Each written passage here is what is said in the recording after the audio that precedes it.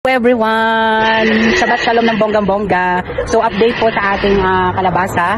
Update at sobrang lalaki na everyone ng mga kalabasa. Hindi pa nga ako nakakaayos kasi gawa ng ako, inasikaso ko muna ang alaga ko everyone. So as of this time is marami na ako mga pinagagawa dito sa kalabasa. Yung mga dulo is, ang ginagawa ko everyone sa dulo, yung katulad nitong mga dulo, yung dulo nito friend ay tatanggalin daw. So sabi puputulin daw yung mga dulong niya tapos tatapon para mas dumami yung bunga.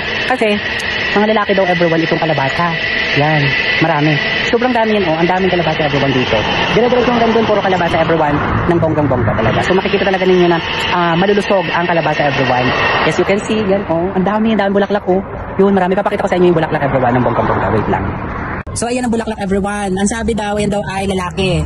Paano nyo malalaman kung lalaki o babae ang bulaklak everyone? So ayan, meron tulis. Nakikita nyo yung tulis everyone, lalaki yan. Ganon ang paano malalaman kung lalaki o babae ang isang kalabasa. So ipapakita ulit natin ng bongga.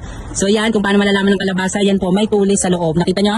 May tulis ng bonggang-bongga. So yon, dapat para mas dumami ang bunga, kailangan nyo daw pagtag-upin ang lalaki at babae. Kaso wala naman kasing babae ditong kalabasa. At saka, nandun sa loob ng bahay, nasa flat.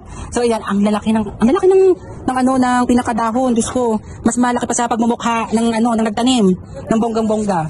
Yan, diba? May kulites everyone. Update sa ating kulites. Yan ang ating kulites. And then sa ating mga sile, mahahaba. Pwede nyo itang sigang everyone. Yan ang ating sile. Marami na ang sile. Yan, marami na oh. And then meron pa ditong sili. Kaso gusto ko magtanim na yung siling labuyo everyone. Kasi walang siling labuyo. So yun. At ito po yung tinatawag na kulites. Para kasing uray ito sa amin. Pero kulites ito spinach. Yan. This is a different kind of spinach. And this one. Ito po yung saluyot ko everyone. Nabuhay ng mga saluyot. And then yung mga kamote. Yan, lalaki na ang kalabasa. Sobrang lalaki ng kalabasa. Tapos may bunga na itong ating.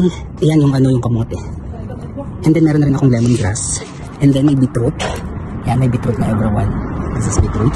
And then naglagay ako dito ng yan. Nilagay ko lang din everyone yung celery. So yun lang everyone, update ng bongga.